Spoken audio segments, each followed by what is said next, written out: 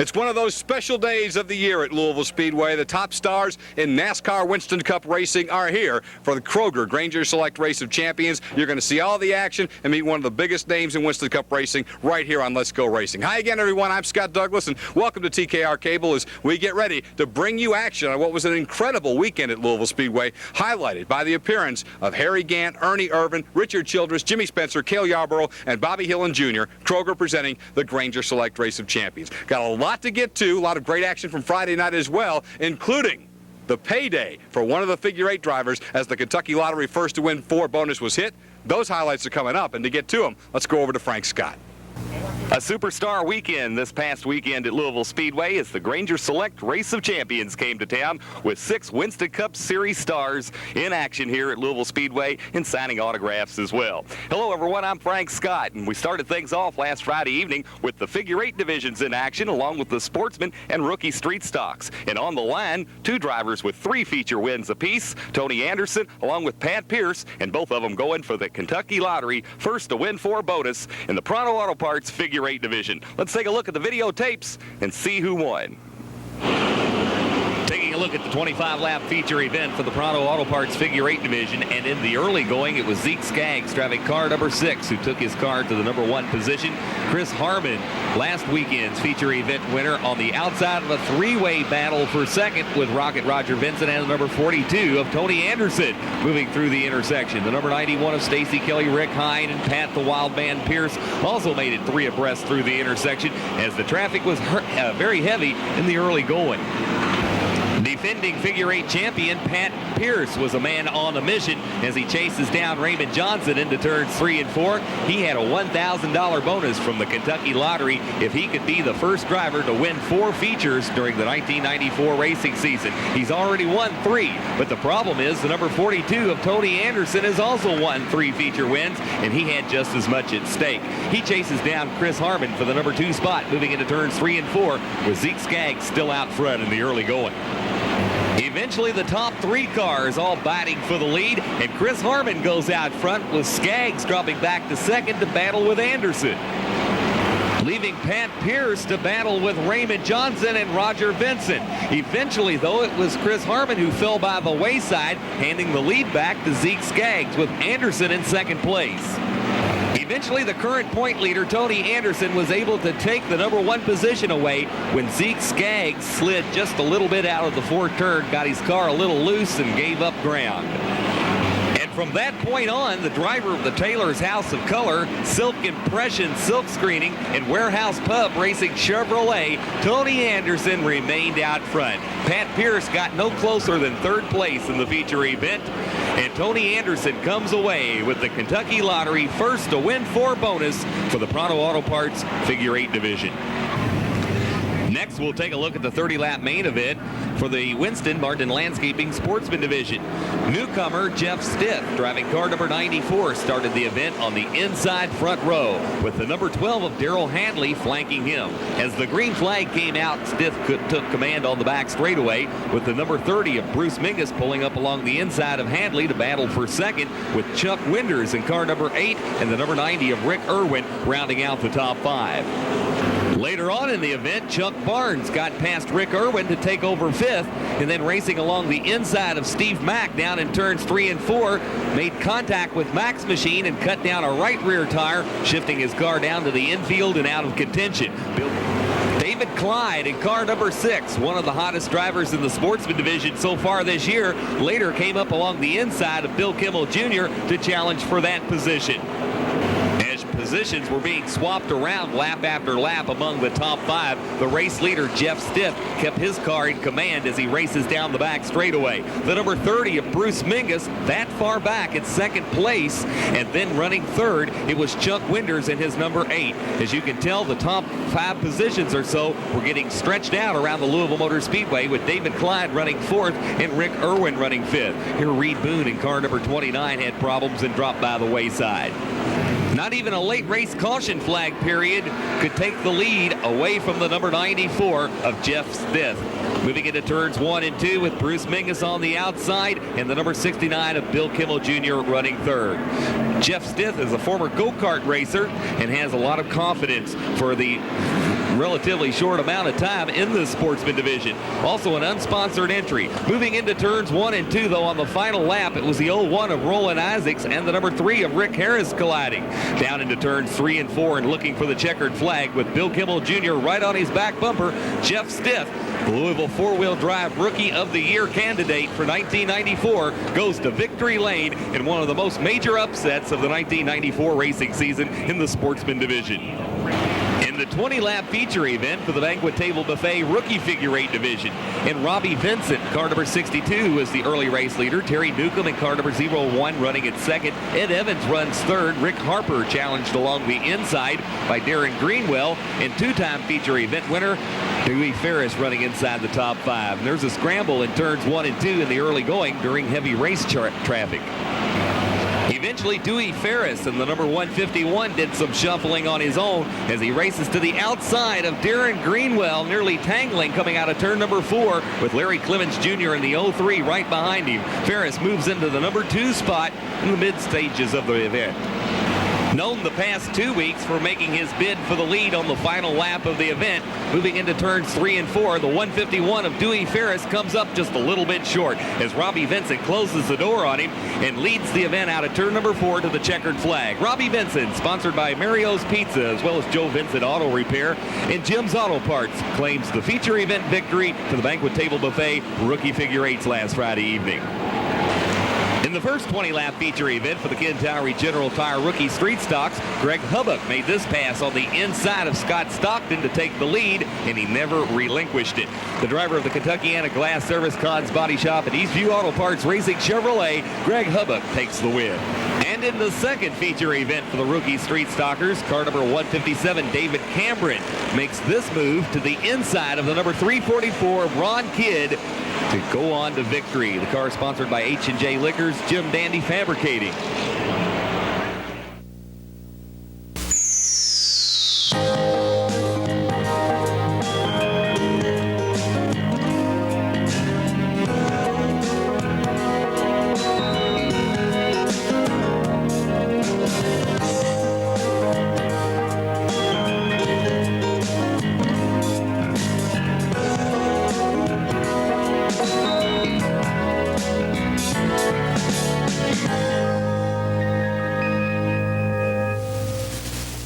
So congratulations to the race winners last Friday evening at Louisville Speedway. An upset victory by Jeff Stith in the Sportsman division. And of course, Tony Anderson came out on top in the feature event column as well as picking up the Kentucky Lottery first to win 4 bonus of $1,000. Anderson is also on top of the point standings as well.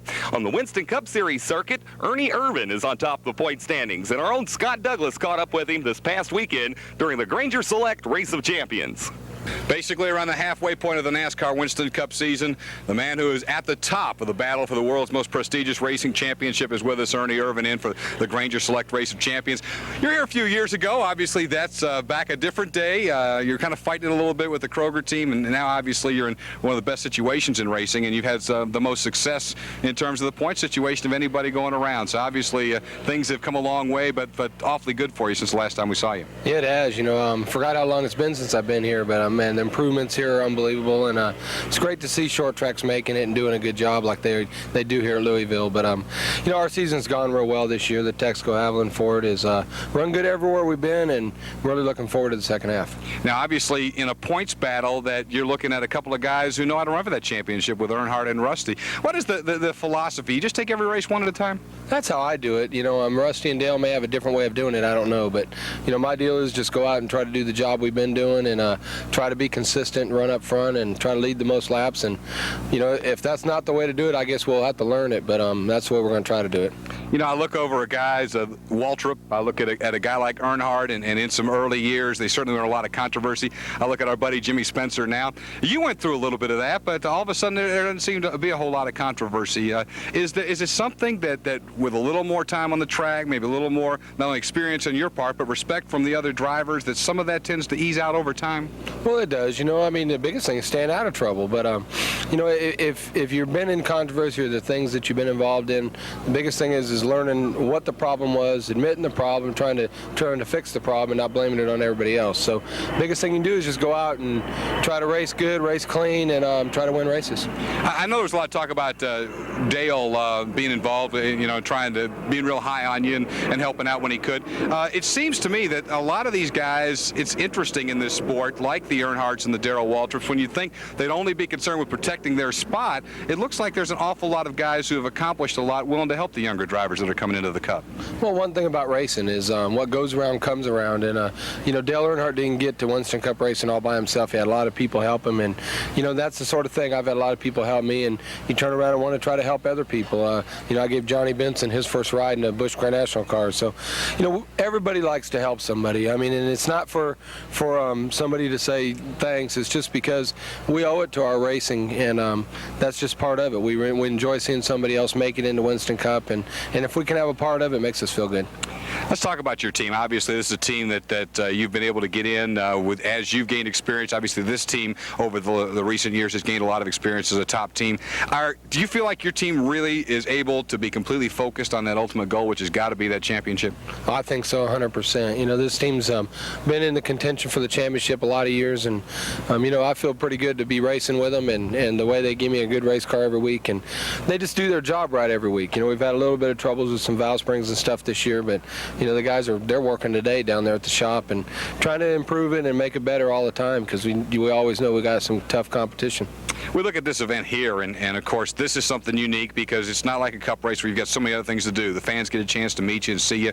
And as you do these kind of things, what's the response from the fans who were real loyal Davey Allison fans? Do you think they've kind of, what I get from a lot of them is they've really become Ernie Irvan fans? Well, they have. I think they respect this race team. You know, there's 28 employees there, and you know, after Davey's tragedy, this team had to keep going. And you know, no matter who got in this car, it was going to be hard for anybody to accept it. So you know, it took them a while, it took time, and then they wanted to see somebody represent this race team like Davey did, and Davey did a great job with the fans and all the people. I think Davey's been up here racing before, and you know, it's a great race team, and all the fans that support Texaco and Haviland and we're Davey Allison fans, I think, do support this race team now. I also get the impression that the Texaco and Haviland people have been real supportive. They have. You know, they've been great, and you know, they're into this to sell gas and oil, and you know, what better way to do it is win races. And you know, they had a great driver with Davey, won a lot of races, and I feel honored to be able to you know, fill the shoes there as far as, you know, carrying on the tradition of Robert Yates racing.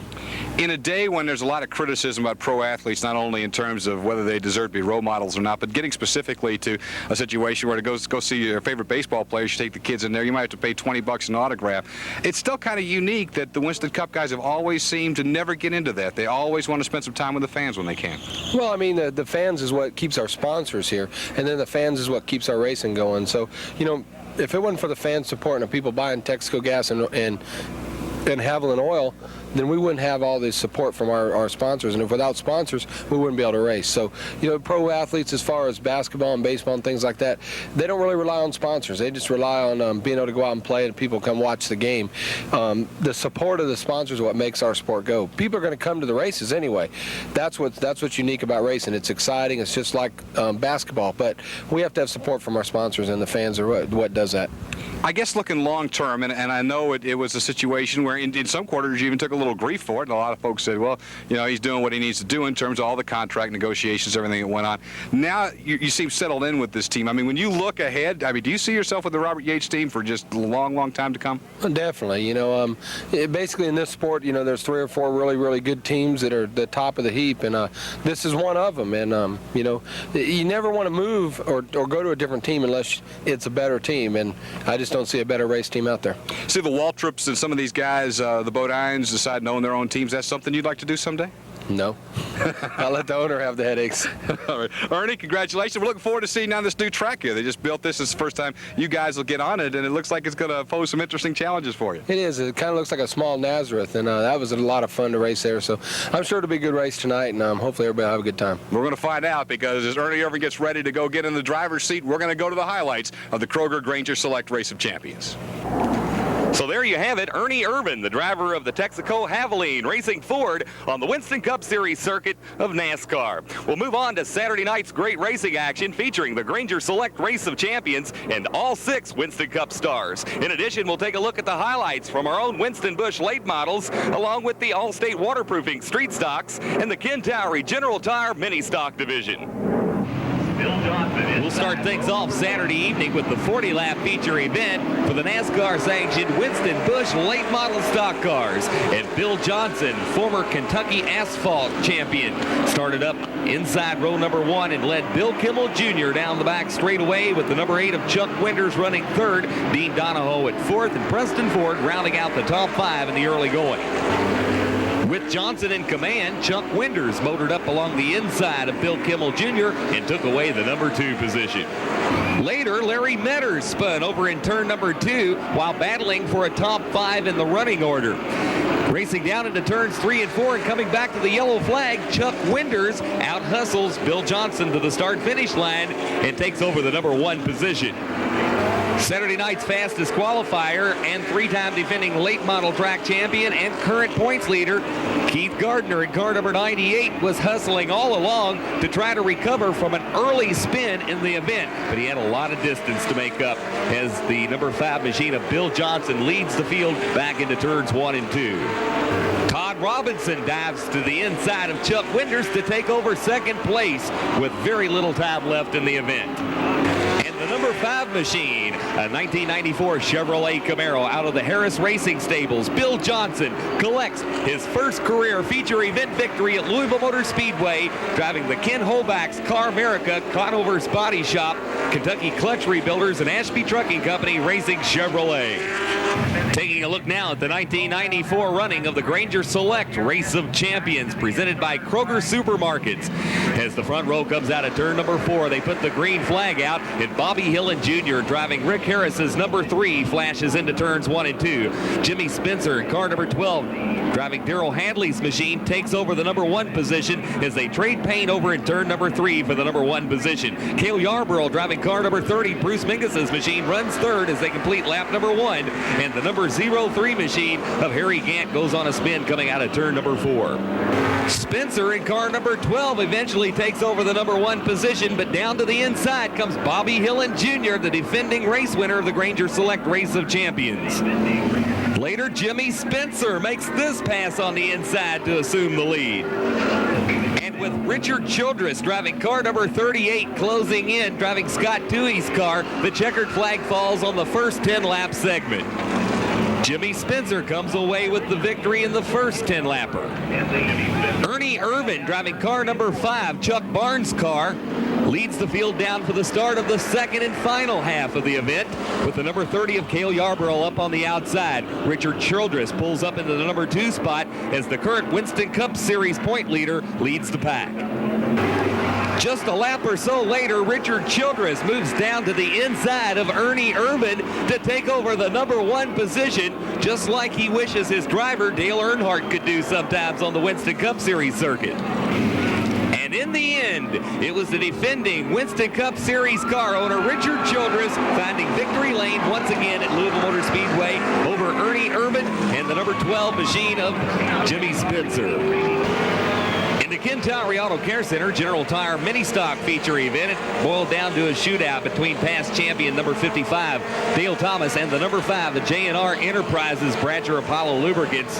Birch Associates, Roof and Phillips Lighting sponsored Mustang out of the J&R Racing Stables of Mike Jones. And as you can see, it was Mike Jones picking up the win by 1.5 feet over Dale Thomas. Collecting the B feature event, it was Ray Riddle driving the M&J Restaurant and Lounge Racing Ford to victory. In the 25-lap feature event for the All-State Waterproofing Street Stock Division, car number 71, the Derbytown Towing Racing Oldsmobile of Steve Wilbert out-hustles Mark Mattingly to the finish line. Doug Stone won the 2nd feature for the Street Stock Division, driving the Larry Zabel Heating and Air Admiral's Anchor Racing Buick. And Tommy Aubrey, driving car number 94, the Roadrunner Video Club's Racing Chevrolet, won the C feature event.